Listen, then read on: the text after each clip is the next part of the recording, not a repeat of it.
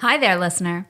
You're about to experience TADPOG. Tyler and Dave play old games, and there will be plenty of game talk, but also copious amounts of crude, off-color, offensive, and immature speech. So if you are of a rather sensitive humor constitution, we're just letting you know what you're in for with this show. It has games. It has jokes. You know, just games and jokes. Take the games, take the jokes, and have a good time.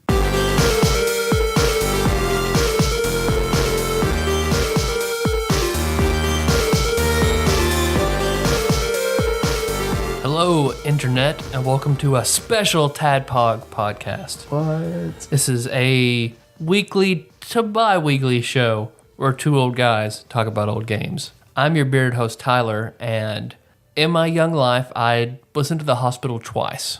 My parents freaking out over two accidents that I had. The first one being the first time I ever took a shower by myself. Okay. It was the kind of, it had a glass closing shower door. Yeah. And of course, where that closes into is like a sharp railing at the bottom. Yeah. So I remember took the shower, opened up the door, and I went to step out, slipped, and about where my eyebrows are, my head just nailed that sharp piece of the bottom, and I busted my head open. Had to be rushed to the emergency room. Did you have two parallel lines?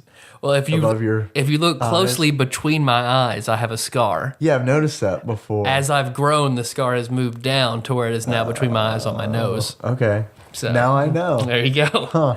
It's not very noticeable. It's just I've stared at you for We've looked at this on the table a lot. Yeah. The other time was over at a friend's house, and I was playing in their bird bath. I was a kid playing in their bird bath. I was 17. Just put my dick in their bird bath just because. Just wait for a bird to come by. This plane is golden.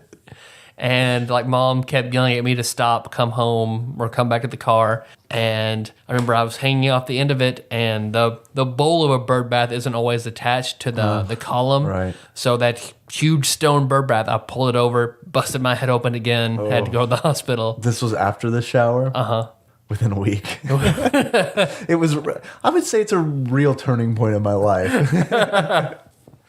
So yeah, I remember going in the big metal donut after that. Yeah. So I remember everything about the shower. I barely remember that bird bath and the sound that the concrete on concrete sliding. make of it sliding down. How long did it take before your mom let you try to take a shower again?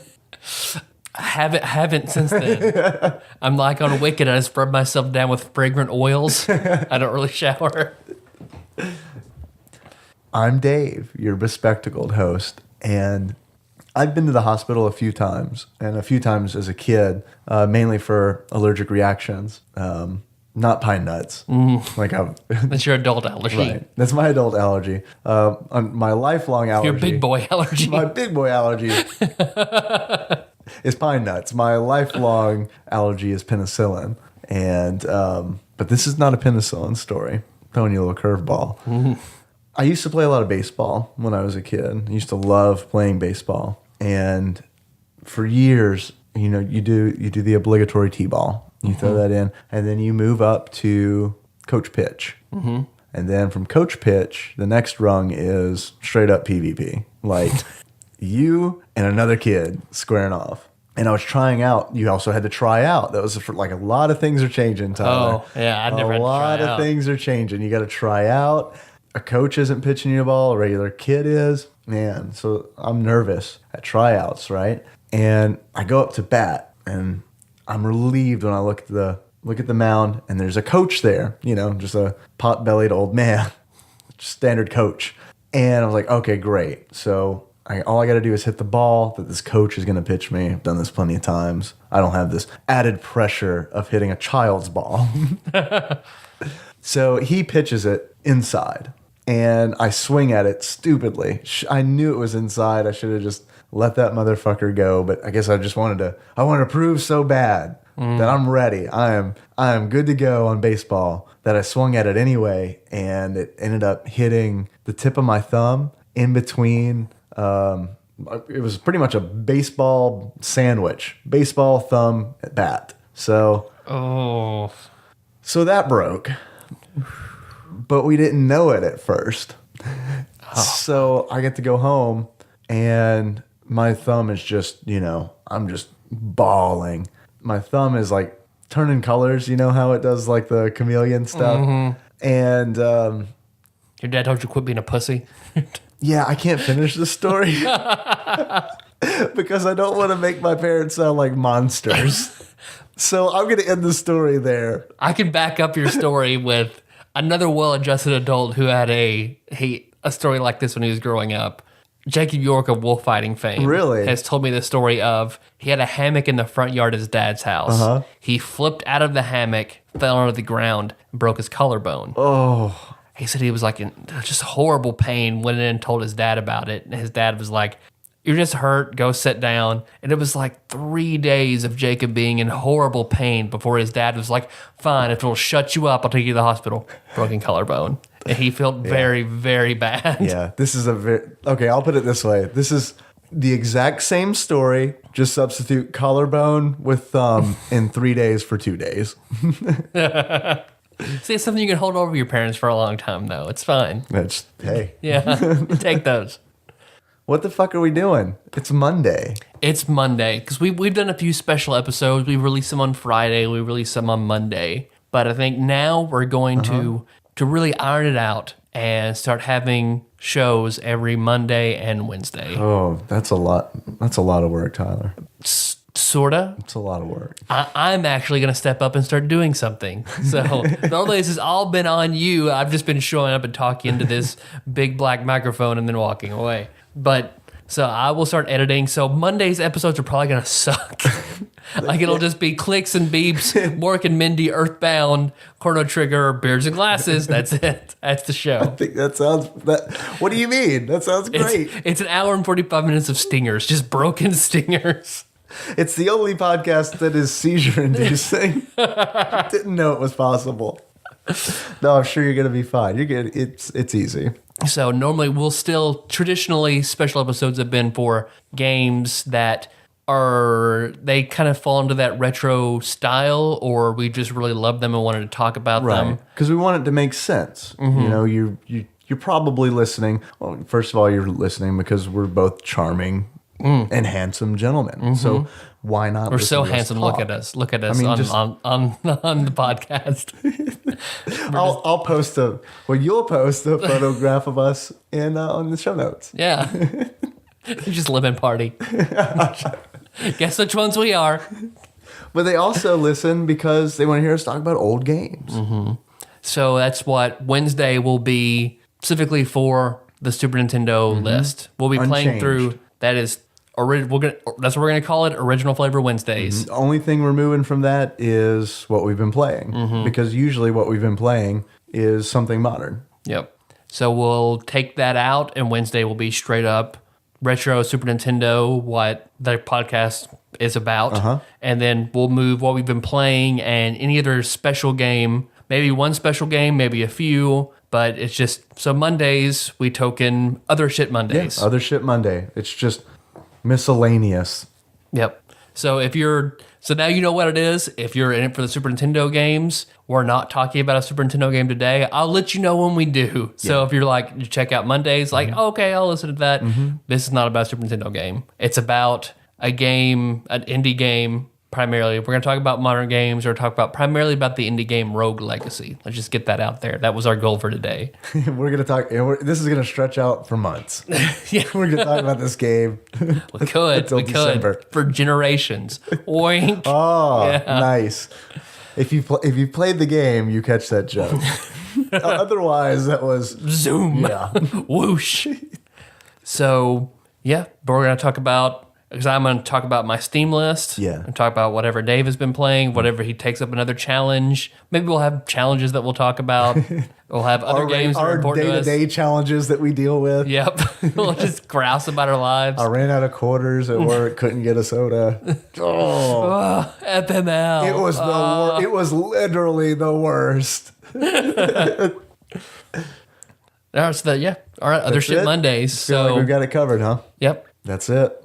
We'll still do intros. We'll see what we've been doing. This is the first Other Shit Monday. We're really, really worried you're not going to like it. Or I'll be honest, I won't speak for both of us. I'm really worried that you won't like this. So if you do like this, let us know. Right? Yeah. Because we're doing this essentially for you because we love you. This is a convenience. Yeah, so I think, I feel like we have the fan base to support two shows a week, and we can't.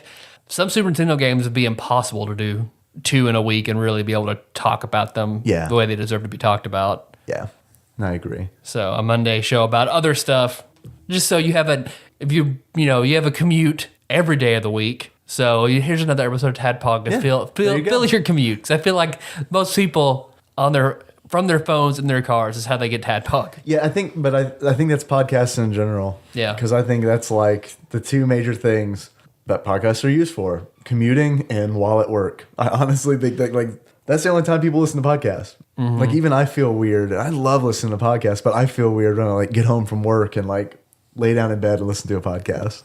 I always feel like I'm doing something wrong. We can have a lay in your bedroom Monday too sometime, where we just talk very soft and hey listener. I like that idea. You laying in your bed right now? I like that idea. How'd you like to hear us bitch about Sparkster? Yeah, you like that? Sparkster. It's a piece of shit. Lay in your bed, relax. Just hear us just be miserable. All right, let's talk about what we've been playing. Let's move on to the meat and potatoes. I am really wanting you to go first. Okay. Because I'm curious how your Steam challenge has been going. I knocked out, maybe I didn't finish these 3, but I have 3 games to talk about. And I have moved out of the A's and into the B's. In the B's? All right. Yeah. So, first game I mentioned last time, Autonomous Prototype. Yeah. I played this game for about 10 minutes and fuck that. What is it? Yeah, I don't even understand. You're some being, you come down, it's like a wireframe world, then it fills in, and then it's first person like Doom, and you have 2 hands in front of you. All right. And it's pretty much all I know. There's not really an intro, it's bare bones. Human hands? Robot hands, I think. Okay. And then you can make a spark come out. What the spark is used for, I have no idea. And you're in it looks sort of like, it's like Star Fox polygons in a world, and they're made to look a little better. But you're just you've got robot hands, and you're in this junkyard, and you have to assemble these robot parts to make a robot. Okay. The robot walks around, and I couldn't figure out what to do after that.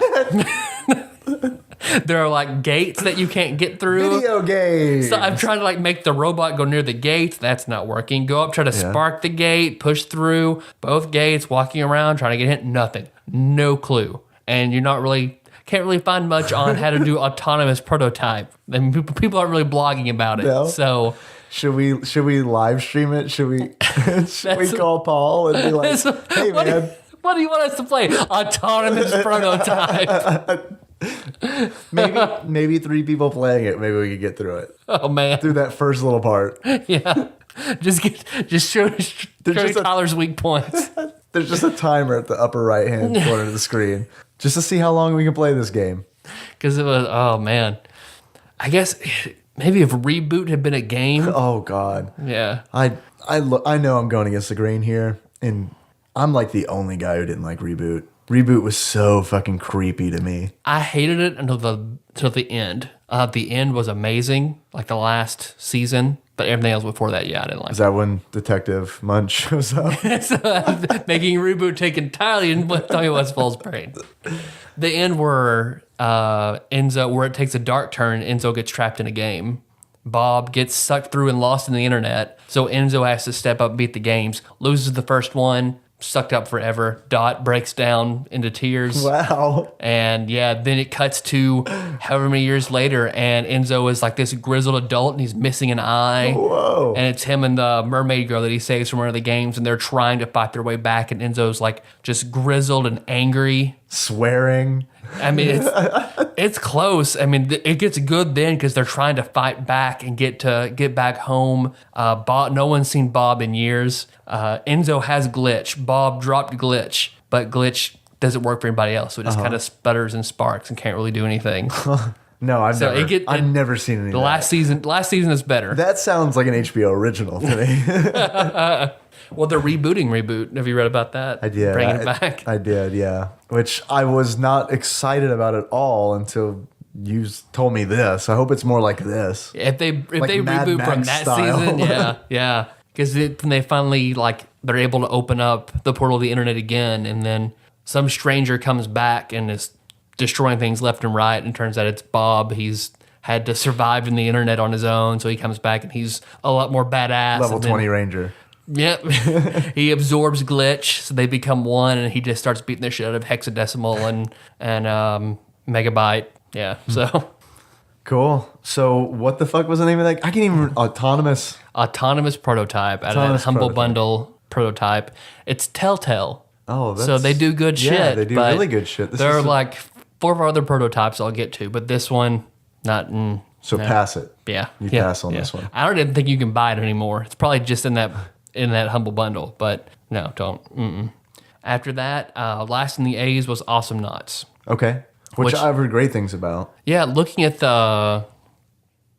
videos and trailers, I thought it was a side-scrolling shooter like Gunstar Heroes or something like that. So I was really excited about it.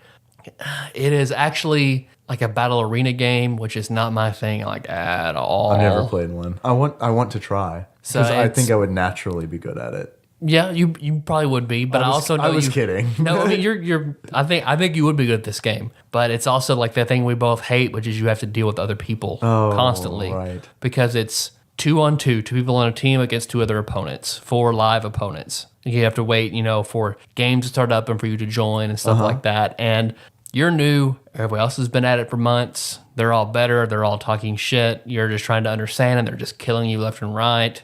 But you have a partner though. Right? Mm-hmm. Are they helping out any? Or are they just leaving you to the wolves? I got both. I got some people that would kind of type in like how to help me or where to go. Other people that would just yell. Other people that would just constantly like fucking people. Blah blah scolds Tyrone 7570. Blah blah tells Tyrone 7570 to attack. Blah blah blah blah blah. Shit like that. Gotcha. But that I wanted to. Sounds awful. It was awful at first, but I was like, I want to get the cards. Yeah. All the card drops and finish off this game. So I kept playing and I got better at it once I unlocked more characters that were better. And then, because everyone always starts off at level 1, you just kind of have to know who you're good with and what their moves are, and you're trying to level up as you play to get higher than the other person. You're just leveling up your character? Like, do you have a character, or what's there are like 20 characters to choose from eventually as you unlock. Okay. And each one has different, some are melee specialized, some are stealth, some are ranged. I mean, they just run the gamut. Because there may be people who don't know, I barely know, what is a battle arena game? It's sort of like stuff like League of Legends. It's where it's just strictly a PvP environment where you have a certain amount of tools at your disposal and you're just thrown together and fight. And that's just it. Okay. And there's not really a lot of breakup between the skill levels and things like that. It's just super competitive multiplayer environment. Gotcha. So I got better at it, and I got to where I would enjoy it. I didn't uninstall it when I was done with it. I got to where I enjoyed it. Well, I was about to say, that sounds like something, maybe if you're playing with somebody like... There are achievements for playing local games and stuff like that. With just friends in a local game, I think it would be a blast. Yeah. Okay. Would it have to be all 4 people know each other, or do you think it'd be just fun with like a duo going? Yeah, I think you and I, if we got good at it. Yeah. And then that's a real big if. Yeah. There was one character there was one match in particular where I kicked ass with this one guy. Yeah. And it turns out like he was just, I found my niche for that character, which was defending a point. Okay. Because the thing of the game is you are a mercenary hired by like some interstellar corporation to go kill other bounty hunters to go get these resources. So it's you versus other bounty hunters, and you're trying to get to each other's bases and destroy them. Okay. So it's all like futuristic, like sci-fi kind of stuff. Oh, yep. Okay. You're in space with guns, laser weapons, and things like that. So, like I happened to choose one guy who was just very good at defending a point. The other guy on my team, is it 2-on-2? Maybe it's 3-on-3. I think maybe I'm wrong. I think maybe it's 3-on-3. Oh, okay. And the 2 other guys on my team weren't that good. So the other team blew through all of our defenses and got to our main destroy our core base really quickly. And is that ends the match? I'm As soon assuming? as you destroy the other person's home base, match over. Okay. So I just took position with my defensive character right in front of the final reactor. Yeah. They could not beat me. They could not get to the reactor. Whatever my character was, the other team didn't have it. So the other two guys on my team that weren't very good, because I couldn't be beaten. Right. You It bought took them like time. 45 minutes, but we eventually rolled through and beat the other team. Wow. So I got shit tons of achievements and like Yeah. 3 rank up and like all sorts of shit Nice. on that one game. So after that, I was like, okay, I think this game is okay now that I actually did something good. So Awesome Nuts, if you really like competitive multiplayer stuff, it is very good. So pass it, play it. I think play it. I think give it a shot. Even if it's not something if I had known what it was ahead of time, I probably wouldn't have played it. But since I didn't, I'm glad I did. Well, it's part of the challenge. Yeah. So you know. Yep. And then the last one I started, the Back to the Future series, also from Telltale. It's very Walking Dead reminiscent. Man, that's one game. I can't tell you how many times I've had that installed in Steam and meant to play it, but haven't. Mm-hmm. I'm sure. I don't know. I think it's because I don't want to be disappointed because I like have it built up. I fucking love those movies, man. Mm-hmm. I love the Back to the Future movies. And like, I'm just worried that the game doesn't live up to that. Does it? So far, I like it, but it's not. It's after the credits roll in the third movie is where this game picks up. Okay. Is it canon? This is very important. I severely doubt it. Okay. I don't know that. I know Christopher Lloyd is the voice of Doc Brown. Okay, cool. Michael J. Fox does not do Marty's voice. Right, I remember. It's a very similar voice, but yeah, it's not Michael J. Fox. I think I looked through the cast list. I don't remember any of the other characters' names besides Christopher Lloyd. I feel like it sounds Crispin Glover. Crispin Glover. I don't think it's Crispin Glover though. This sounds like him. It did sound just like Biff. Yeah. So I think Biff is probably the voice of Biff. I think Biff is Biff. Biff. Naturally.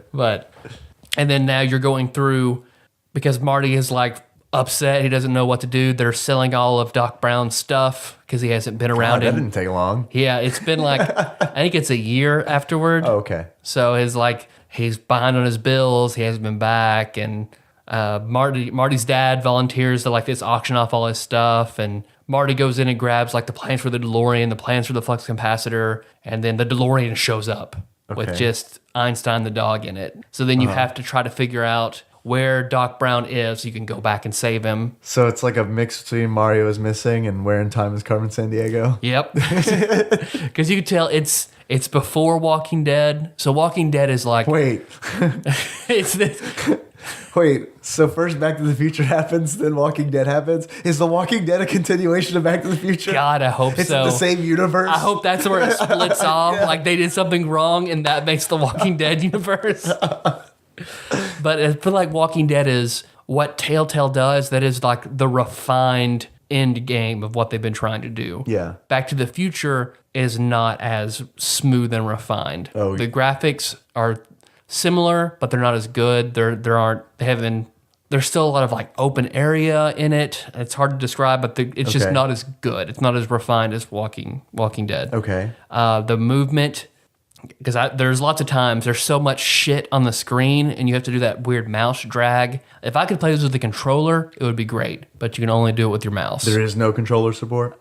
Not that I could find. Okay. That sucks. Yeah, it would have been much easier to, but you still, when you talk to people, you have your variety of options. You have to solve puzzles in order, whenever, originally the plans for the DeLorean, Biff grabs them first and wants to sell them. So you have to figure out a way to trick Biff to get the plans back. Okay. And then, DeLorean shows up. You go through another thing where you have to, the only thing in the DeLorean is like a shoe. That's your only clue. So does it play? It sounds like it plays almost identical to The Walking Dead. The gameplay where it's more, because I don't remember there really being a lot of puzzles or anything like that you had to go through in Walking Dead. It was just kind of, you experienced the story more or less. Yeah, I think there was one. The only reason I know this is because it gave me a hard time. I think there's one in the first chapter in the drugstore. But yeah, other than that. Oh, and then we're trying to get to the woman in the... Right. Yeah, it's sort of, I guess it's it's more interactive than Okay. Walking Dead. Okay. There's actually like you have to think about I need to get this and this to do this, and Okay. then to finish your So, goal. it sounds you have like- different goals that you have to achieve throughout the game.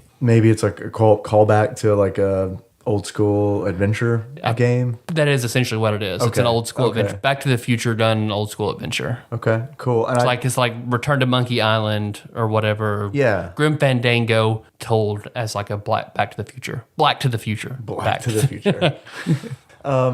I interrupted you. You were saying something about getting a shoe? Yeah, when you open the DeLorean, Einstein, and then there's a shoe and a tape recorder. And apparently Doc Brown is like, I've set the DeLorean to where if I don't get in it within a certain time frame, it goes back to you at this date in 1986. And he's like, okay, so it's come back to me. The doc, something's happened with the doc. I need to save him. And there's a new panel on the original date you're traveling to. There's a new panel. That says difficulty. It's like Stereo mono. it's like date last left from, or Okay. but it's broken. Marty can't. So he's like, all right, well, what day do I have to go to? You only have this shoe. So the puzzle has to be like you click on the shoe and then click on Einstein. He sniffs it and you follow him to find the owner of the shoe. Okay. Who's an old woman now, but you found out She like lives in a shoe. she's an old woman who literally lives in a shoe. You walk around, there are kids everywhere. She does not know what to do. If I knew more verses, I would just go through the whole ride. Friday shows. We gotta do nursery rhymes.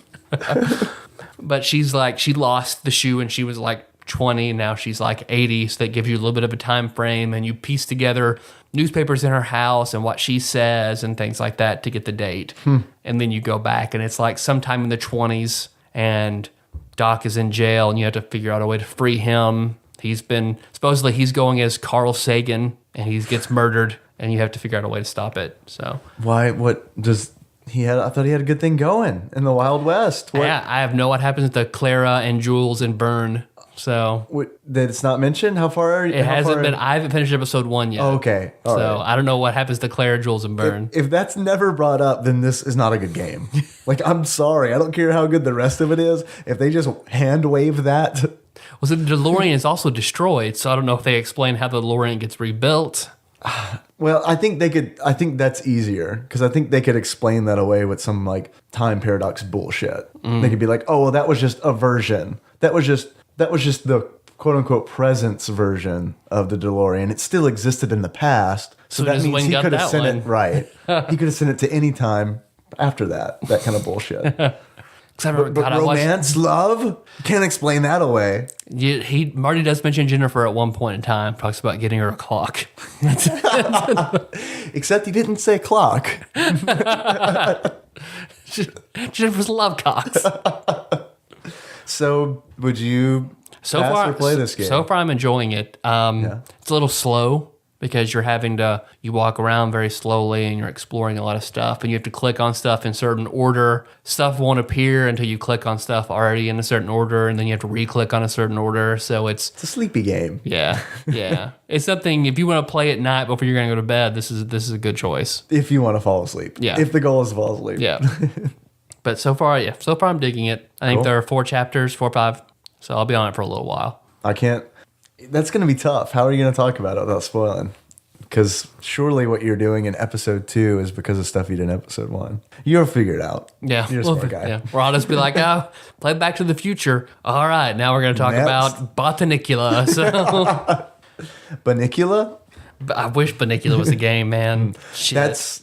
We have to remember that for when someone next calls and say, what game would you like to have made? Banicula. Banicula. The celery stalks at midnight. An MMO.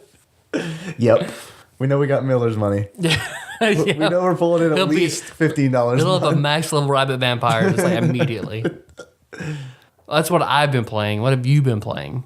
I've not been playing as much as you. I'm very jealous. Sounds like you got some really good quality gaming time in. Well, Autonomous, Prototype, and Awesome Knots are pretty short. So, Okay. I played Dust and Elysian Tale okay. on Steam. I saw that come up when I was playing one day. It's a fun little game. It's like a Metroidvania style explore. get access to find abilities so you can access different areas that you've seen previously, that kind of stuff. They've got a really heavy RPG slant to it. There's a central town where you talk to villagers and they give you quests. You're hitting me on all cylinders. This sounds all good to me so far. It's pretty good. I don't regret buying it, but I gotta ask you a question, and this will probably make or break it for you. How do you feel about furries? Are they just hanging out, or like they actively fucking? No, I don't mean in a sexual manner. Everyone's anthropomorphic in this game, which okay. Which I don't know. It bugs me a little bit. I'm not gonna lie. I played the Sonic the Hedgehog RPG, and the only human in that is Robotnik or Eggman. Well, then it's just weird that there's a human. I for some reason I've got this thing where the game is done really well, but I just can't get past the fact that everyone's anthropomorphic. It's just I can't for some reason, because of that, I can't take the game seriously. I just can't. I can't get over that. And my only other complaint with the game is that the backgrounds are rendered really well, like they're beautiful, and the level design is done very, very well. But the character portraits and their animations look like a Newgrounds game circa 2003. They're just kind of like it's obvious vector animation, and you can tell that the portraits don't have a whole lot of points of articulation, that kind of shit. So that takes me out a little bit. But the actual character designs are, besides the fact that they're animal people, which freaks me out a little bit. Except for Gadget. Oh well, yeah, even Gadget freaks. I mean. Chip and Dale, the only one that didn't freak me out is Chip. Okay. I'm just gonna go on the record and say the only one of the Rescue Rangers that I would trust with my life is Chip. Because he was the most human of all of them. I think so. He looked human. He acted human, and he had a bomber jacket. Yep. So gotta trust him. Who are you gonna trust? The guy in the bomber jacket, or the guy in the Hawaiian t-shirt? Yeah, who's clearly drunk with his big red nose. I don't know. Yeah, I think if you can get past the anthropomorphic stuff, you personally, Tyler, would really enjoy this kind of this game. Sounds good to me. Sounds like I'm gonna add it to the list. There have been moments where I've sat back and said, "Oh, this reminds me of Symphony of the Night." It's just open. It's just, but it's different. It's open area, and it doesn't feel nearly as big as Symphony of the Night did. But I would recommend that if you like that kind of game, check it out. I do. Oh, I do. I've also I played a couple hours of Terraria, which is like a 2D Minecraft. Yeah, Josh has already sunk a lot of hours into that game. Man, I see him playing that all the time. And actually, I'm glad you brought Josh up, because one of my complaints about this game is that Josh plays it. I can't stand him. Man, that motherfucker's played my game all the time. He's playing all the Terraria and not leaving anything for the regular folks. Because like Nicole asked him to buy it because she wanted to play it, and he's like, "Oh, okay." Oh, that was a mistake. And then now she has got to play it all, and he's like 20 hours in. No, I love that Josh is playing, and my complaint stems from that. It's difficult for me to play with him because the online is like so old school. It's like you gotta. In order for me to play with Josh, he has to give me his IP, or I have to give him my IP. It's just not. It's been so long since I've played a game that even asked me what my IP was, where it was just like, what the fuck is going on? I just don't go down to multiplayer or like choose one of my online friends. It's old school. Oh, okay. So because of that, I didn't feel like fucking with my router settings and set up port forwarding and all that bullshit. So, first of all, well, that's kind of a lie. I tried, failed, and said, you know what? I would rather play the game than fuck with my router for 20 more minutes. So I'm just going to play single player. Because that's what, when we gamed online when I was in DC, because we did the D20 Pro, and it's like every week we had to do something different with that, because that's the way it operates too. If you're not paying for a static IP, then your IP is going to change pretty frequently. So, but that was a stumbling block. Other than that, I've enjoyed what I've played so far, which isn't a whole lot. Essentially, the game gives you a pickaxe, a hand axe, and a sword and just drops you into a world that it's procedurally generated for you. So, and you can choose a different size of the world, and there's some customization that you can do. And then from what I understand, the rest of the game is you just exploring, gathering resources, and crafting from those resources that you've gathered. I don't feel like I put enough time in it to either recommend it or not, but I want to play it more, but it looks promising. Yeah, because Josh was kind of gushing about it the other day. So and he was talking about a bunch about armor, different metals, and he was blah blah. Then I got platinum armor. So I got to find a platinum, and I got platinum everything. Good job. All right, platinum. That's expensive. That's expensive in the real world, so I assume it's good.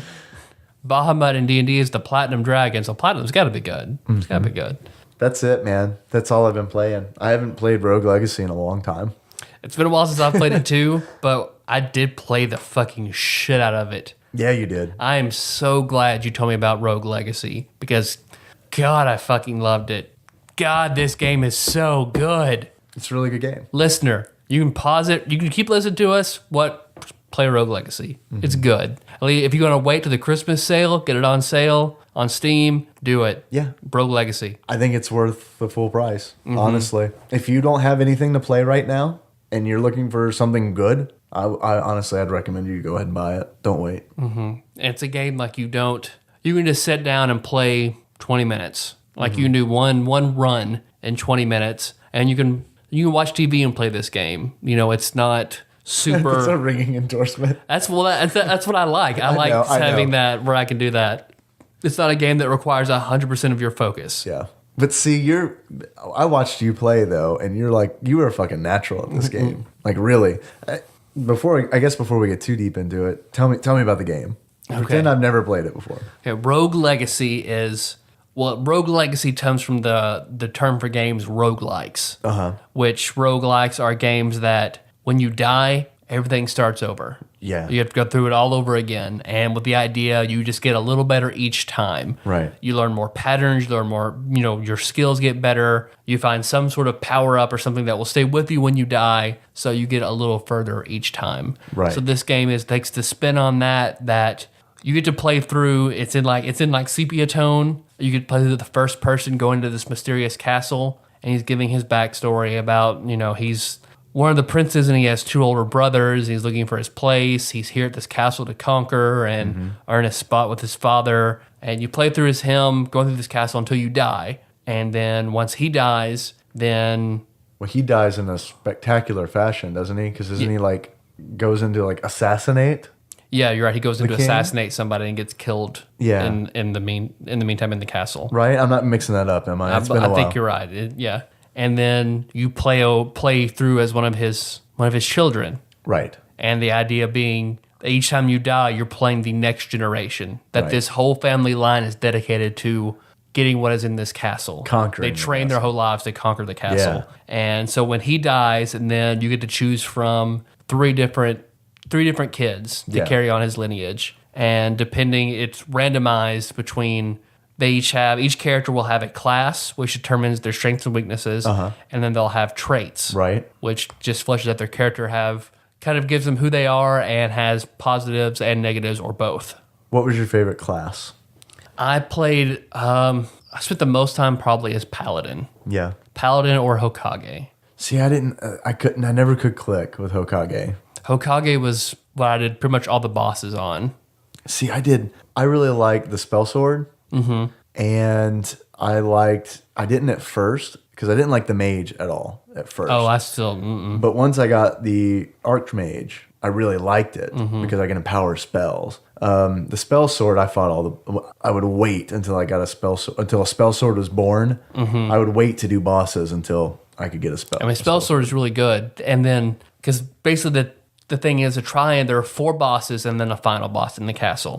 And your goal is to, with that life, because it's very hard to heal. So more than likely you're going to die a lot. Right. Because there's no way for you to cast heal on yourself. Yeah, you just find random items. Right. On meat.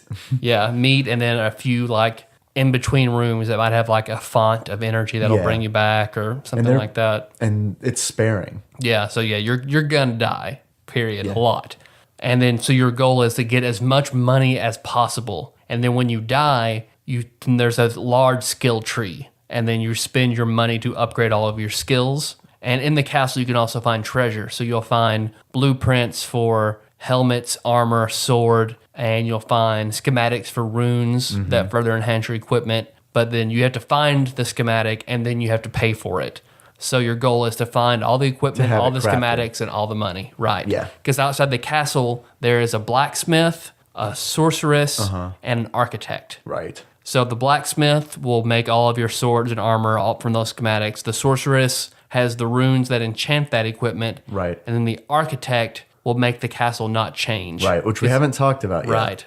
Every time you go into the castle, it completely changes. It's randomly generated each time you go in. And takes your money away. Yes, that's You true. have to, you have to pay Charon. Charon, the god, the boat who drives the boat on the way to hell in Greek Styx. mythology. Yeah. He takes all of your money. There's a skill where you can reduce it, but Right. But it's a cool mechanic because what that does, what having him there as a gatekeeper does, is two things. Whenever you're running through the castle, you want to collect as much money as possible because you want to be able to afford your skill upgrades and your equipment upgrades. And the more you upgrade, the more expensive things become. So you're really every run, even if you're, at least for me, even when I was doing like a boss run, I still wanted to collect as much gold as I could. That way, when I died, I had a lot that I could spend. So they've got that going for them. And then on top of that, when you add Charon to it and him taking your money away, it also means that you are buying abilities, equipment whenever you can because you don't want to waste you have money. to spend it. Yeah, you can't save up for just one big skill. You just have to get good enough to get that in one run. Right. Because you have to spend all of it. And I think that alone makes this game special to me because that was something that was new to me. And I felt like it was a unique mechanic to this game that really urged me to explore. Because like you said, it changes every time. So there should already be a motivation to explore, to see what's different. But for me, it was always, I want to explore every nook and cranny of this castle so that I can collect as much gold as I can so I can become stronger and make it further next time. Yeah, because I mean, when you start off, you can either be the knave, mage, or warrior. Yeah, and then that's right. Your skill tree builds to where you can buy the upgrade, no barbarian. You knave, mage, barbarian. And then like the next thing on one branch of the tree, like if you upgrade your strength, then that opens up another tree where you can unlock barbarian king. Right. Or from mage, level up your magic, and then it gives you the opportunity to unlock archmage. Right. Unlock like agility or something like a critical hit chance. And then you can turn your knave into an assassin. Right. And then eventually you'll unlock ninja, which I love it because it's a total Naruto. I knew you'd love all Absolutely, the Naruto it's a Naruto reference.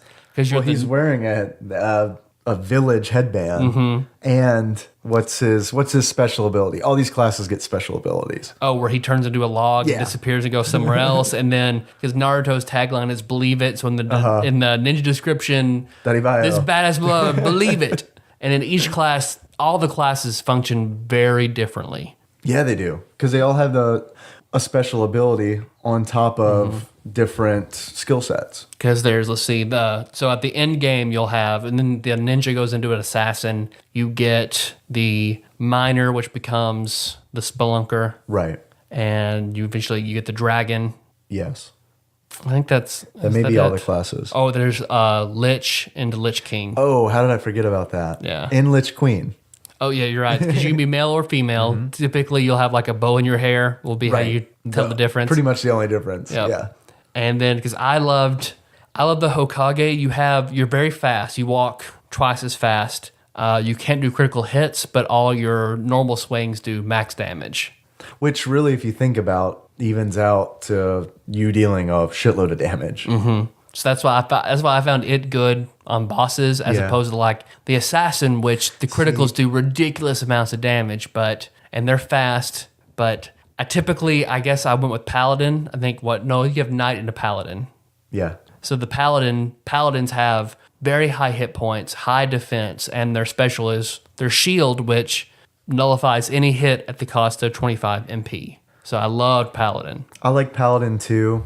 I think the reason I had a problem with Hokage is because, man, I would rather soak up hits than try to dodge them. Like, I will try to dodge them. Chances are I'm not going to make it. Yeah. So Hokage just had too few hit points for me because it just felt like I was just dying immediately. So I like Paladin. I like Barbarian as well because Barbarian was a fucking tank. Like, that is the class with the most hit points. Most hit points, lots of defense. They had a little bit weaker of attack, but... Yeah.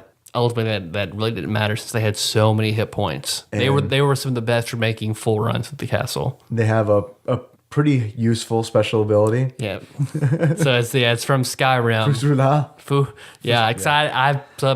I haven't played Skyrim. I never know of Skyrim, so I got the reference. Everyone who has played Skyrim will laugh at what I just said because I'm sure it's wrong. I should know it because it was like a Reddit meme, you know, but I don't. And it was it's like not exactly what it is in Skyrim too. I think it's like what they use in Rogue Legacy is like just like a little, just like it's crooked slightly so. So just enough to get not sued. But as you progress through the castle, there are like challenges for fairy chests, which fairy chests will either have armor, a schematic, or a free stat upgrade. Those are so hard for me. So it really depends on what your class is for most of them. Because you might enter a room in the castle that'll say, defeat all enemies, and then that unlocks the chest. Or it might be, get to the chest, and it counts down 5, 4, 3, 2, 1. And you need a fast character to do that. And what that does is that encourages you to, when you die, that encourages you to go to the architect and lock it down. And you only get 60% of the gold you would normally get if you lock down the castle. Right. So there's a huge disadvantage to doing it. But the advantage is to collect those fairy chest rewards. Fairy chests, and you can go right to the boss if you want a fresh character. Right. Because there are warp points all over the castle. Because basically, the castle is divided into 4 segments. Right. So you always have 4 segments that are located in roughly the same spot in the castle. Just what's in the rooms change each time. Right.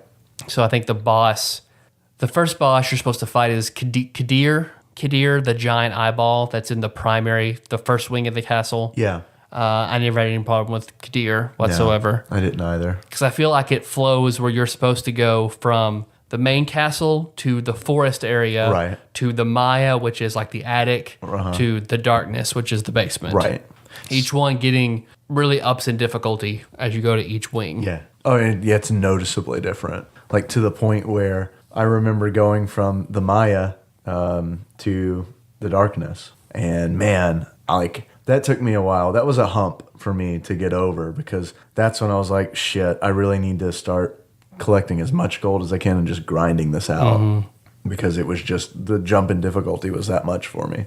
Because it's all about, because enemies will drop gold, there are chests that will drop gold, random things that you destroy like candelabras and things like that will drop gold or bags of gold. Yeah. So that's really that's a huge drive, and there's a passive skill in your skill tree to get each time you do it, the gold goes up by so much percentage.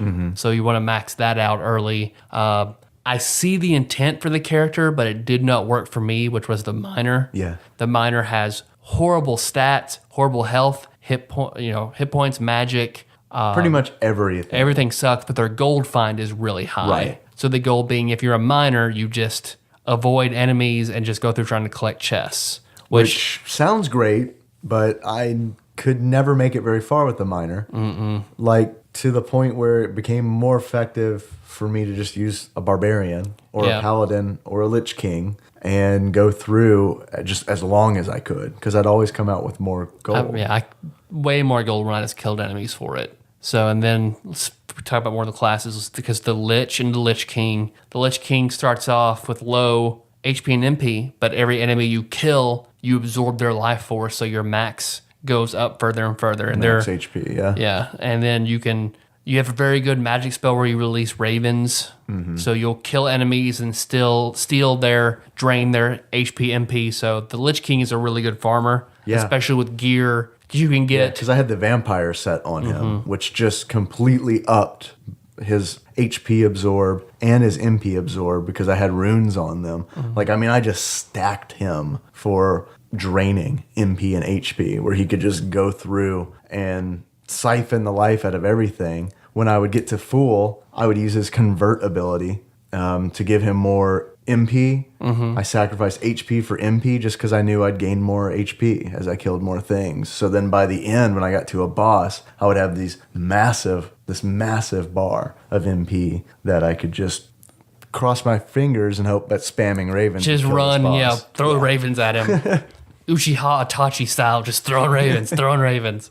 It's going to be a very Naruto-heavy show. This Two other shit references Monday. so far. Wait till we get to beards and glasses. Oh, God. Okay. But let's see. The final class you unlock is the dragon, which you like the dragon, but I did not. Yeah, I like the dragon I class. hated the dragon. It's completely different. You essentially don't jump. Yeah, and I think that was where I just could not get my head around that. But you do better than jump. You can fly. You can fly. You can fly. I kept, because you can't like jump quickly out of the way. You just have to float away from stuff. So I just kept getting a flying enemy. Another flying enemy would just cream me. And then there's no regular attack for the dragon. You can only do the fire breath, Yes. which takes MP. But your MP constantly regenerates. For the dragon. But I would attack, run out of MP before, and then I'd have to fly away and try to avoid to try and regenerate to go back and hit. Yeah. When I just like being a paladin, just swing, block, swing. I understand. I liked dragon. I defeated a boss or two with a dragon. I just think it made some of those fights easier because I feel like it was designed for a character that's stuck on the ground and jumping. Being able to fly too helped with a lot of like fairy chests. Yeah. Because there are a lot that are just at the end of a long row of spikes. So you can do it with a regular character with the right runes, because there are runes where you can jump up to like 5 times, and runes that can make you float, runes that drain HP, drain MP, drain both. Give you gold find. Yeah, make your gold find go up, make your critical hits go up. One where it made the enemies harder, so you got more gold. One that made the enemies easier, so you could clear the castle. Right. Which I didn't really use the lower the level rune until I started going New Game Plus. So after you finish the whole game, you can start all over, keep your gear and everything, and grind through again and get. Because this is a rare game for me because I got all of the achievements. I've only done that with Fallout 3 and Fallout New Vegas. That's how much I love Rogue Legacy, like I love those games. Yeah. So I just kept playing until saw I you got playing every it achievement. all the time. How much time did you put into it? 40 hours. Yeah, that's pretty damn good. So yeah, because the longest one being to unlock all the blacksmithing recipes. Okay. So I had to go up to New Game plus to get Oh, everything. wow. So yeah, they make it where it's substantially harder to keep getting. Or at least you could go, I think on New Game plus, you could get all the equipment, but you were basically farming the darkness constantly. And you had to do boss battles in the darkness in order to get that level of a drop. Okay. And it was just easier for me to do the next New Game Plus and have a chance to get it off random enemies. Right. Sounds like it's designed well to It's- entice you to up the difficulty and start a New Game Plus. Yeah, then I have to stack all the runes that make their level go down so I can, because the difficulty on each New Game Plus goes up a lot. Yeah. I think it actually caps out at 5 or 6 plus. Whew. Because I remember seeing a post on our gaming about somebody fighting the final boss, and he was like level 1,246. Oh my God. So it's just like, cause I don't really want to spoil it, but like the final boss is good. Yeah. Everything makes sense. It's an interesting twist. Yeah, it's actually, the story is interestingly told. It's told through journal entries that you find throughout the castle. And then you're right. It all does make sense when you get to the end. And I kind of looked back and thought, wow, that story was crafted really well for a game like this, because it was enough story to keep me interested, but without being overly complicated and getting in the way. Like I felt like the story was a nice backdrop for this game. It never took the front seat. But I totally thought everything paid off in the end. And a lot of the enemies are undead or constructs. So it sort of makes sense that if you go through this game in 100 generations, Right. that the enemies are still there, be that around. things are still, I Yeah. mean, everything is done very well. And also the designers don't take themselves too seriously. Yeah. So you could go through and they'll I guess, break the fourth wall and talk about, you'll come up to a painting and they'll talk about like, hey, you like Rogue Legacy? This is the other game we did. It wasn't very successful. It's called blah, blah, blah, blah. It kind of sucked. I just wanted to tell you about it. Thanks, bye. Unless it's a Doomvoss. Yeah, sometimes you go to check one, and it's a secret boss, and it attacks you. That was the last boss. That was the last. There's an achievement for beating all the mini bosses. Those drove me crazy because those always killed me because I was always so interested in what was on the painting. Like I totally fell for it every time. I'd be like, oh, what is that? And then I like want to start reading about it and be like, oh, I'm fighting up and I'm dead. Yeah, because it's that giant. The living portraits were like the worst. Oh, man. Oh, man. All over the game, the living portraits were the worst. And then that one is the giant living portrait. Because I think all the mini bosses are the giant living portrait is in the first part of the castle. And then you've got the twin mages. Yeah. I didn't think they were too difficult because they always appear in that area. And they were such a large area you could jump around them. And then jump down below and all that. I don't have a problem with the mother. There was the giant knight. Yeah, he was really hard for me until I learned all of his tells. Yeah, I found him the easiest as barbarian because even though he's so large, you can shout and knock him back. So I would just spam shouting and then just hit. Man, that's one thing about those mini bosses is they always drain my MP. Like I knew when I was fighting a mini boss, it was just like, oh shit, I'm about to lose a lot of resources. You're going to win, and then you're probably going to die shortly thereafter. Right. Yep. And then the twin skeletons. Yes, that throw the bones. Mm-hmm. And the twin plants. A lot of twins. Yeah. A lot of twins in this game. Yep. That's how they have to go with the difficulty on some of those. Just, two of them. They've mastered teamwork. They clearly deserve to own the castle. I think I had the fewest clears on the twin plants. Just because they're up, it's hard to get to them, and they look like the Super Mario World, those plants that spit the fire up that falls back down. It's like two of those that spit a lot more orbs of fire a lot faster, and they're moving side to side constantly. So you're going to take a lot of hits. Yeah, they're a pain in the ass. I forget how many generations. I think it took me from where I got like roughly 250 generations. I eventually got. I would do hour-long runs or more. I would clear. There were several times if I did a paladin or barbarian, I could clear the entire castle of enemies, and I would just have to go to spikes and kill myself because I didn't want to kill the final boss and go to the next new game plus. I could never do that. Like that's what I mean by you were natural at this game because I never got a full clear. I would just get to the point where I thought I could take a boss and then take them on, and then when I finished the game, I was just kind of like, that was fun. Because I wasn't really interested in grinding it all out. Mm-hmm. I liked it, and I would play it again. It was just, I kind of wanted to take a break from it. Mm. I didn't want to get burned out on it. And then when I set it down, it was just kind of like, okay, well, that's done now. Yeah, I think 'cause that's the thing. Like our time as adults, our time is so precious. It's like we can't.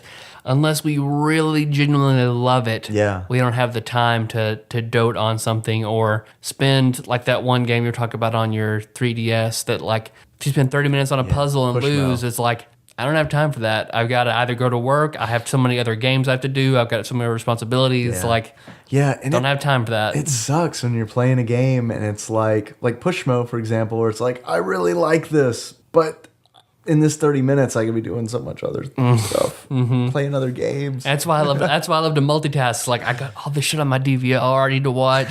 Give me a game that I can play to knock out on my Steam library, but I can also watch TV and also talk to Meg a little bit, and then I can pause it if she's willing to go have sex with me. Then I pause it, set everything down. That's what I want. That's ultimately what I want every day.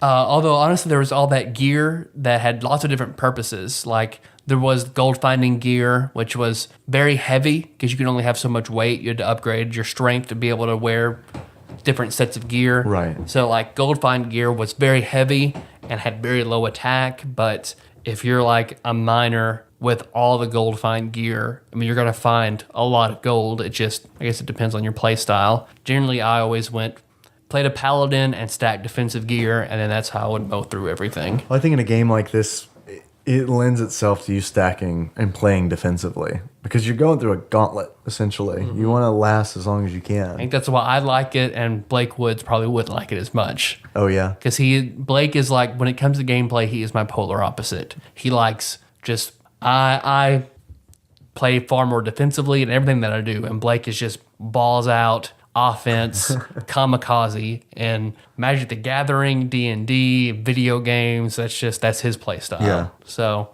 he'd probably find this game pretty frustrating for a while. Oh, we didn't talk about traits. Because No, traits, we didn't. That's a traits big deal. can make a big difference. Yeah, it is. There's all kinds of different things. Some are good, some you tolerate, some make a character absolutely unplayable. Yes. I guess I'll start off thinking what I think is the best trait in the game. Okay. Is like pulmonary artillery disorder. Yeah. To where, because there are so many spikes in the castle. Mm-hmm. Castle is fucking made of spikes. Fucking Mega Man's nightmare in this castle. That probably killed me the most. Spike death. It's probably number one on all of my deaths. But if you have, so it says in the castle that the undead don't set off traps because they don't have pulse in their feet. Mm-hmm. And spikes respond to sensing a pulse whenever they step on them. So someone with PAD doesn't have a pulse in their feet, so you can walk over spikes without setting them off. Yep. And there's a altar you can pray at. So usually there are two of them typically in one run of the castle. And it's either a huge boon or a curse. Yeah. And like one of the boons is Hermes boots, which allow you to walk on spikes that are already up. And then pad allows you to walk on spikes that pop up as traps.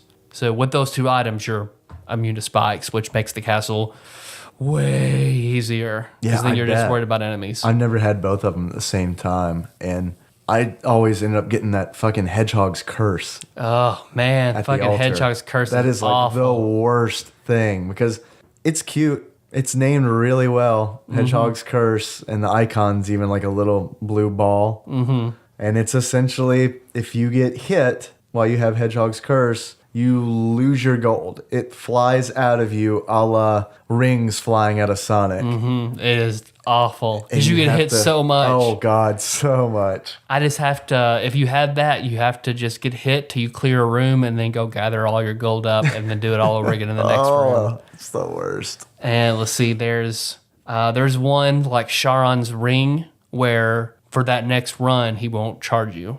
Oh, okay. So I never got that one you either. can double your awesome. gold. I've only gotten it once. There's one that increases your gold find. Mm-hmm. There's the Calypso's Compass, shows you a secret. It creates a secret room in the castle that always has 2 treasure chests with either a rune or a blacksmith. That's awesome. Those were my saving grace to get all the everything toward the end of the game, because I was if I got a Calypso's Compass, guaranteed I was gonna knock out 2 of them.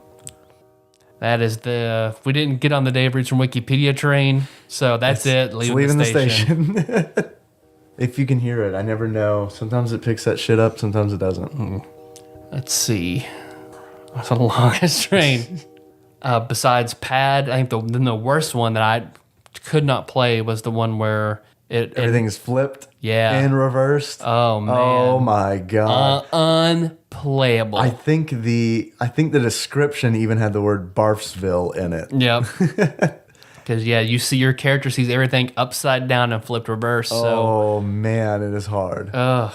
Yeah, I tried a few times and just like, nope. If I ever see this, nope, can't do it. But there are some traits don't really have anything to do with mechanics. From what I understand, please tell me if I'm wrong, but one of the traits is gay. Yep. Right? Yep. Homosexuality. And I really liked that because it's like, this game is kind of saying something by doing that. They're gay, but nothing's different. Well, right. They're saying that, and they're also saying, I was also wondering, I was like, are they saying that, they're born gay? That's part of, like color blindness. They're born gay, and hey, guess what? It really doesn't change the game at all. Yeah. So I thought that was really, I thought that was really smart. Mm-hmm. I agree.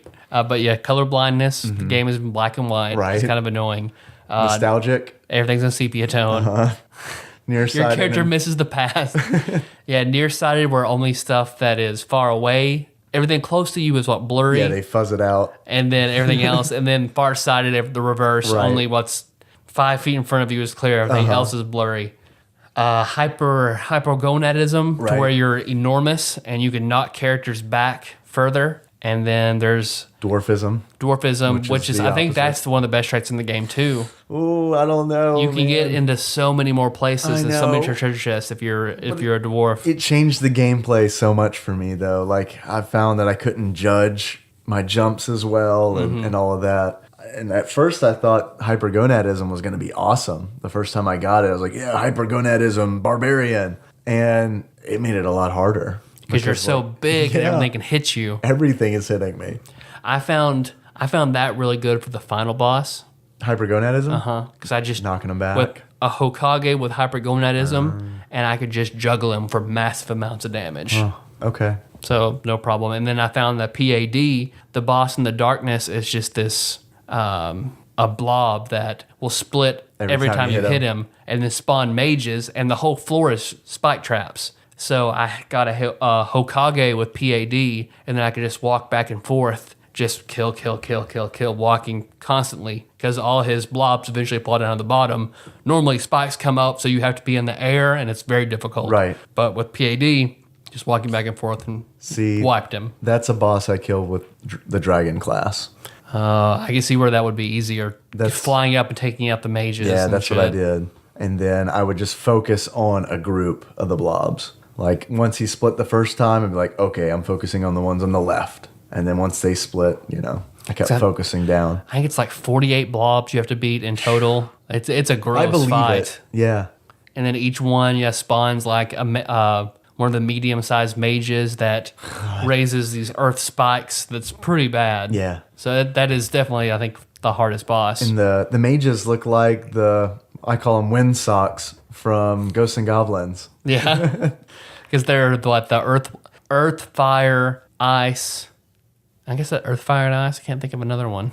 Yeah, I think that's it. And they're all over the game because they fly and they can hit you past their screens. They're probably some of the worst enemies that come across. I love how the game looks. I think it's one of those. It will look. It's a timeless design. It's gonna look good from here on out. The music's great. I completely agree. The music and the sound effects, the controls are super tight and spot on. There's no they're not loose like Lion King or anything like that. They're Right. they're Mario tight. Yeah, they're really tight. And they have to be for this game to work. Yeah. Because, there are, getting some of those fairy quests, you have got to be precise. Like falling down the spike traps that move side to side. I could only do those with the paladin. Just jump off, raise up my shield, and just That's how you did it. down to the bottom. Yep. That was another reason I liked Dragon, because I would fly from there. Yeah, Dragon's very... I would just tap the button, so just moving up and down slowly and just nudging him down. Yeah, because the thing is, get to the chest without taking any damage. Right. And then, it's a fall where spikes are everywhere. And just one brush, Oh and, my God. and you can't touch it for the rest of the run. And what's really, really, if you fail it, you're cut off. You have to can't try again. you have to get the architect and go back and try again. But that's the kind of only way to do it. Yep. And those spike ones in particular, I remember, man, when I would get to them, I'd be like, if I fail this, not only am I not going to get the treasure, but I'm going to die because I'm just going to hit spikes the whole way down. There was, I remember there were always enemies where you had to have the mage, which I hated the mage. I never used the mage. But only magic could reach them because they were beyond all these different barriers. I feel like I ran into those all the time. Yeah. But it's I'm not going to play a mage to do this. No. I think that every class has magic. Right. But the mage and archmage can switch between spells and have a lot of MP, but I never felt like the spells were that useful. See, I didn't feel like that either until I started playing as the Archmage because they have an Empower ability. Or Spell Sword. I'm sorry. Spell Sword. That was why they were my go-to for bosses because when I got the Fire Circle, which just by far the best it spell. sounds, there's a circle of flame that surrounds you, and anything that it rotates, anything that it hits, it does a lot of damage to. As a Spell Sword, empowering that, I swear, man, I can't remember which boss it was. Alexander. Just straight up just walked. That was over like that. Because Alexander, that was a rough fight too because he's a flaming skull and he's constantly pulling in other flaming skulls, which on a lower difficulty, it's not too bad because like 1-2 hits. That's why I like the Hokage on that fight, because just no matter what, one hit kill would kill the ads. Little skulls, yeah. So it makes the spell sword being super useful in that too. And then he also had a ton of MP gain whenever you would use your sword to kill an enemy. So you could turn on a spell till you ran out of MP, kill 2 or 3 enemies, and you're back to full again, turn on your spells. Right. So spell sword was like, yeah, really, really effective. And they called it an advanced class. Yeah. Which I don't really know how to take that, but... There was one trait that switched your character's HP and MP. Yep. So a trait like that on a barbarian is fucking awful. Yes.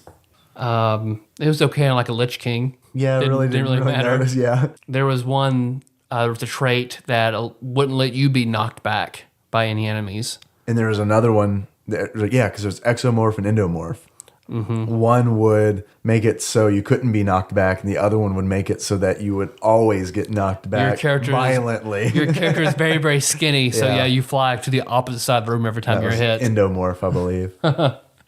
And sometimes the traits would stack. Mm-hmm. So they would mix up, because normally it was each character would have 2 traits, it seemed, but sometimes they only had 1. Or none. Or none. Yeah, that rare occasion. Mm-hmm. That's always unsettling to see. I think that was an achievement to play a character with no traits. Oh, yeah? There's that one weird trait where you're afraid of chicken. Yeah. I can't remember what phobia it was. Yeah. But because normally you get all your health points back in the form of meat. If you have that phobia, the meat turns into a chicken that will run away, and you have to kill it in order to get the health. Right. And it can injure you. Yeah. So if you're like desperate, like, oh, there's a dead. Right.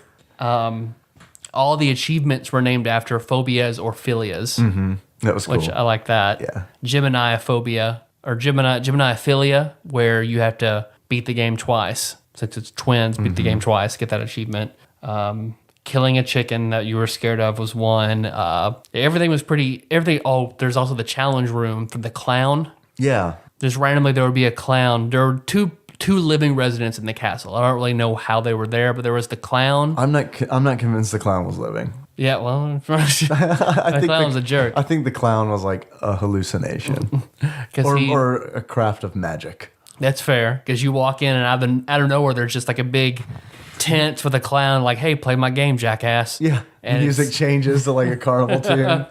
And it's either one of 2 games, which were use an axe. There are tons of targets. Mm-hmm. Use an axe and take out. There are 100 targets. Take out at least 90 of them. You win the game. With how many throws? Like 5 throws? 5 throws, like yeah. Which they had to patch that because the barbarian could go in and just shout and destroy all of them immediately. Which when I found out they patched that, because I was having trouble getting that clear. Yeah. But there's kind of a trick to where once you jump into the room, the game starts, but you can still see 20 targets outside of the room. So you just throw the axe and destroy those 20 targets for free, and then you go into the room and you have your 5 throws, and then clear out it's 80 much of them. Easier. Yeah. And the other one I never like beat. Chump. The other one I never beat being the one where you throw daggers and have to hit 8 of 10 targets. I was awful at that. I think I got moving increasingly faster. Yeah, I think I got 3 or 4, and that was it. Could not do that one, and it's an achievement to beat one of the clown's games. There's a guy who will take half of your gold, and then you have the opportunity to 3 chests. One of them will double it, or the other 2 mean you lose it. Which I did every time. Oh, really? I think I did it once. Every time. Even if I had a lot of gold, because it was like, I remember one time, holy shit, it paid off. Because I had so much gold, chose the right one, because it was like at the end of a run. Ooh. And I was like, you know what? Even if I don't win this, it doesn't matter. I still have enough gold to buy whatever I need to buy. Mm-hmm. So it's like, let's fucking do it. Tripled it, went out, and like I was able to buy like 4 levels just right in a row. So I think that's the difference between your lawful neutral and Nicole's lawful neutral. Like Nicole, in any game we ever play, if there's a gambling opportunity, absolutely not. No way. She will not play it. It's fake money. It's a fool's errand. We'll not do it. It's fake money. What do I care? I mean, really. Because we're playing Mario RPG, and then every now and then you get a chance to double your experience or double your gold. And usually it's not much amount, so I always did it. When it pops up to her, she's like, no way. Even if she would die and get frustrated, then Josh and I are like, we'll get you back to where you were. And then even if we're fighting, that comes up. Don't do it. Just hit us. Don't fucking do it. Ponce de Leon. Never Okay. forget Ponce de Leon. I don't know how we forget about Ponce de Leon. He's in the tower. Because if listener, if you're really good at your history and geography, Alexander the Great and Ponce de Leon would be like, okay, I know those. Why would they be in the same game? What are they up to? And that ties into the final boss, which I'd never heard of the other two, Kadir or Herodotus.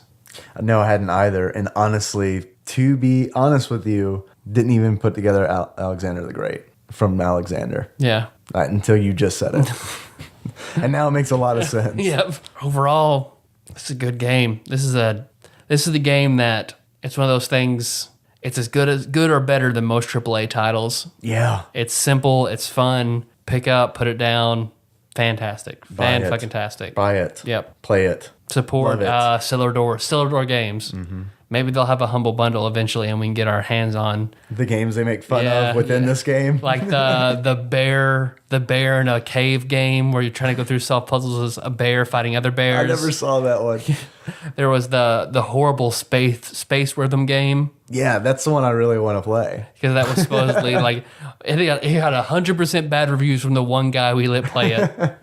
And they had the one where taking a shit. It was like a guy. I want to play that one too, where you had to like, because the concept sounded so great. It's like the object of the game is to help this guy take a shit. And the only way you can help him do it is by typing in commands. So I just imagine it's got to be like old school Leisure Suit Larry style, where it's like pee and he pees. He doesn't unzip his pants and, take his gooter out. He just straight up pees. So I hope it's stuff like that. Like, I'm sure hilarity ensues when you give this poor shitting man instructions. So achievements for this game, it's got them. Yeah, it's already got them. So no. What achievements give him? None. It's got them. Fuck it. What do you want to do? Close it out like we normally do? I got beards glasses. Oh, you do? I do. We do that? Okay. Tyler, Yes, Dave. we've had a lot of fun today. Mm-hmm. A lot of fun. Talking about a game that we both love to play. It's a rarity. Yeah, I'll say. So I'm really, really, really expecting a stellar beard from you. Mm-hmm. And if you were to give this game a beard, what kind of beard would it be? Well, here's the thing. It's not a beard, but you'll understand the implications of it when I say it. You're cheating, is what you're saying. Sorta. Okay. It's sort of like this man has an invisible beard. Okay. I give it Ron Swanson's mustache. Oh, okay. That It is counts. as manly. That mustache is stronger than two beards. It's true, yeah. So I give it a peak condition after eating lots of steak, eggs, scotch, like Ron Swanson mustache. So for any of you Parks and Rec fans, supposedly the last season, like they're going on a hiatus now to try and push. This season's the last season? Is that what you're saying? That's what the rumor is. You're fucking destroying my world. They've got 2 more episodes. They're going on a hiatus till the middle of January because NBC wants to push Sean Saves the World. And then they're going to be I don't know what that is, but I don't like it because it's trying to fill the hole that Parks and Rec is apparently leaving behind. And then Dude. apparently they're kind of giving up on increasing the viewers. So a lot of people have rumored what they're doing to it usually spells doom for a series. They're about to phase it out. That fucking sucks. I know it. I think it's one of the best shows on TV. That fucking really sucks. It's certainly one of the funniest shows on TV right now. I think it and New Girl are absolutely the funniest shows on TV. You think New Girl's as funny as I think Parks? New Girl's as funny as Maybe Parks. I should check it out. I think New Girl is really Maybe I good. should check it out. Tyler, Yes, Dave. if you were to give this game a pair of glasses, no cheating on this one, please. Okay. What kind of glasses do you think you'd give it? A pair of high quality, like cosplay quality, Mangekyo Sharingan contacts. I like hearing contacts right after that. Mangekyo Sharingan contacts. Now, I am... So full Itachi has killed his whole family and unlocked the true power of the Mangekyo Sharingan contacts. I'm barely familiar with that. Barely familiar with that. So it's the red eye That with is a the- ninja eye condition, is that right? It is It's a trait for Hokage. I would, God, man, that would have been amazing. I forget exactly what the name of it, exactly what they call it. It has a certain all eye eye powers in Naruto have a certain name. I can't remember it at the moment though. But yeah, the most powerful, best thing in Naruto, the Monkey Sharingan. Okay. All right. I can dig it. It fits in. There's a Hokage that has the replacement technique. So, Yeah. all right. I'm in. So then I have you to thank for even getting me into Naruto in the first place. You're welcome. I still need to finish it. I mean, you're done with Naruto. You can move on to Shippuden. It's far better. But we'll thank people on Wednesday. We'll Yep. have calls on Wednesday. Yep. Back to basics on Wednesday. So, I mean, if you have other stuff you want us to do, I mean, Other Shit Mondays is really wide open. We'll always talk about everything that's not that Super Nintendo game. So, if you have anything else, if you have a question you want addressed on Other Shit Monday or Original Flavor Wednesday, whatever, we'll figure it out. Yeah, let us know. This table just wide open. Yeah, and I really do want your feedback. What do you think about Other Shit Monday? Mm-hmm.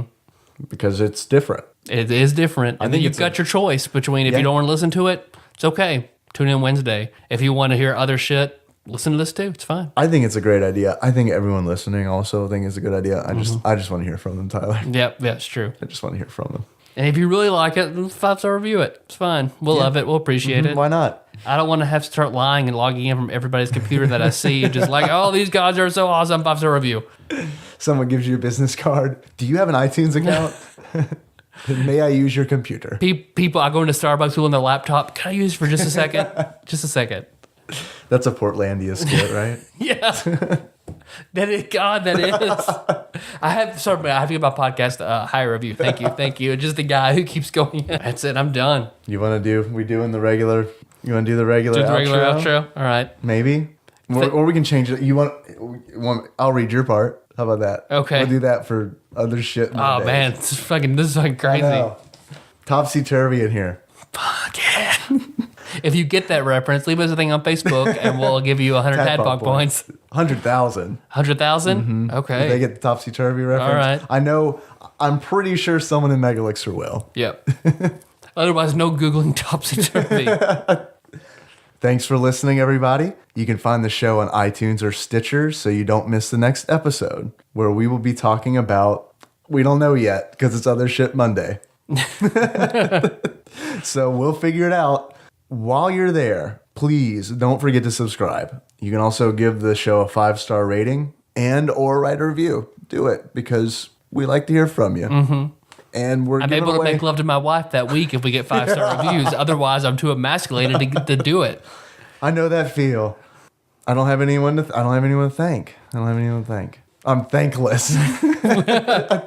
We'll be back next week. But if you can't wait for more TADPOG, you can leave us feedback on tadpog.com. That's where the show lives. That's where the show notes live. Mm-hmm. You can find us on Facebook at facebook.com/TADPOG. You can also tweet us at tadpog_podcast. Mm-hmm. Please. You can email us at dave@tadpog.com, tyler@tadpog.com. Don't sign us up for any weird mailing lists. Because I've gotten a lot of fucking spam. That's all I'm at. Dave is clear. I have tons of fucking spam. So somebody is fucking with me. Someone targeted you. So, me and then old ladies to call in the voicemail. Our intro song, Dave, Yes, Tyler. is Moves Yeah? by a Scottish gentlewoman, gentle person named Sycamore Drive. Okay. All right. A link to that track can be found in the show notes on tadpog.com. Cool. Did that feel weird to you? It felt really weird. It's a little weird. Yeah. It's a little weird. Especially next time we have the guest host do it. Here, read this. Man, be wary anybody who guest hosts Other Shit Monday. Because, like, we've got the chaotic Mondays for me, lawful Wednesdays for Dave. Yeah, before we recorded this one, we just put a wacky wavy arm inflatable tube guy in the corner and just let it rip. It's like that's our sign that you don't give a fuck on Monday. That's our bat signal for Other Shit Mondays. All right, see you guys Wednesday. Later.